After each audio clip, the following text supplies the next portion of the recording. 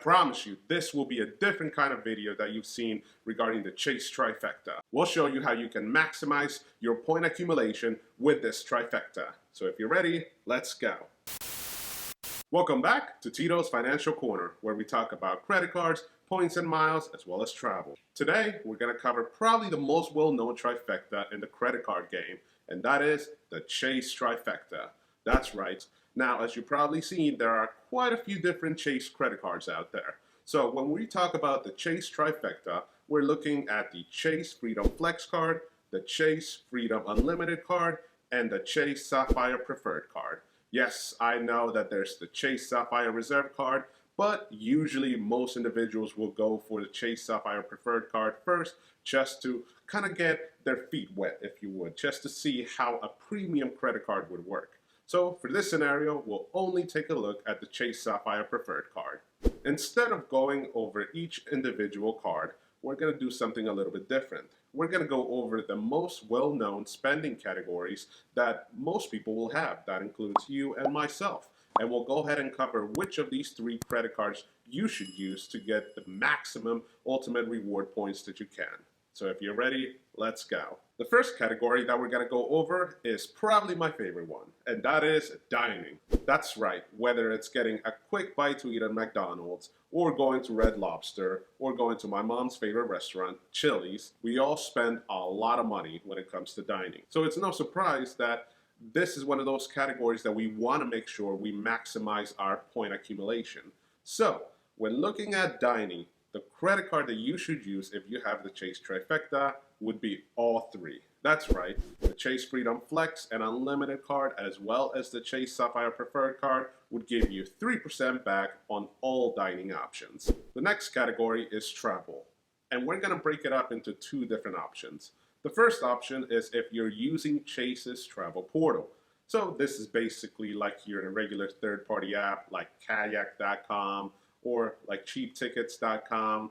It just searches all options available, but you can utilize your ultimate reward points to book hotel stays as well as flights. We're not going to look at that in this video. Rather, we're going to look at which credit card of this Trifecta would offer you the most.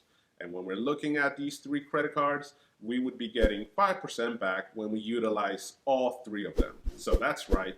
You can't go wrong utilizing any of the cards up till now. The next option is just regular travel. So if you're looking to book your tickets directly with United's website or Southwest website, or if you want to go directly to Hyatt's website and book your hotel stay, which credit card you should use, that would definitely be the Chase Sapphire Preferred card, because it would give you 2% back on all of those transactions. The next category that we're going to go over is select streaming. We all utilize streaming services, whether that's Disney Plus, Hulu Plus, or my personal favorite, HBO Max. We all utilize streaming services, and if you're like me and are one of those unlucky souls that gets stuck paying the bill, you will want to know which credit card to use. So when it comes to streaming services, the credit card that you should use would be the Chase Sapphire Preferred card, because it would give you 3% back on all of these transactions. The next category that we're going to go over is pharmacies. That's right, this is a big one, at least to me. I need to make sure that I can get a good percentage back on my transactions, especially since some of us, hint, hint, have to get medications from the pharmacy. So when we're looking at pharmacy transactions, the credit card or credit cards that you should use would be the Chase Freedom Flex and the Chase Freedom Unlimited. You would get 3% back on all of those transactions. The next category is another big one, and that is groceries. Now, I definitely want to mention that for the Chase Freedom Flex and the Chase Freedom Unlimited card, for new card members only, you would get 5% back on all of your grocery transactions on up to $12,000 worth of spend, or up to the first year of having this credit card, whichever comes first. But if you're not one of these lucky ones of getting this welcome bonus, then the next best option would be the Chase Sapphire Preferred card, because it offers 3% back on online groceries. Now this is a bit of overselling. While yes, the title of groceries is within the category, with this specific option, you would have to use one of those online services, and you would have to double check that they would be approved and would be recorded as online groceries for you to get the 3% back. If you're like me, where you have to go into the store and actually pick out your items and purchase them through the cash register, you would not be able to get that 3%. So if you're not a new card member with the Freedom cards, or you don't like to do any online grocery, then the next best card or best option would be the Chase Freedom Unlimited card, because it would give you 1.5% back on all of those transactions. Pause. This is a bit of a hack. It does require an additional step, but hey, it's something that you might as well know. When it comes to pharmacies, obviously it's not as big as Giant or Walmart, but it does have gift cards, and that includes gift cards to potentially your favorite or your most used grocery store.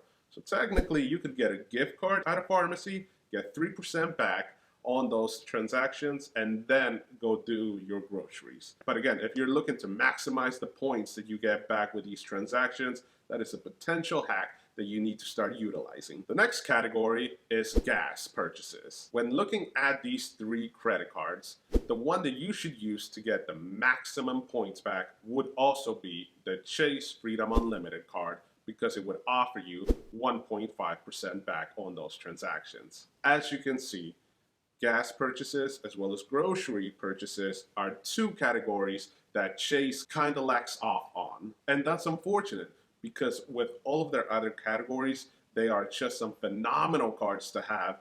But if you're not able to get a good percentage back on groceries as well as gas purchases, it will make anybody look into other cards, and that would mean other financial institutions to get the maximum cash back or points back on their transactions. And that's why Chase did the 5% back on groceries for the Freedom cards.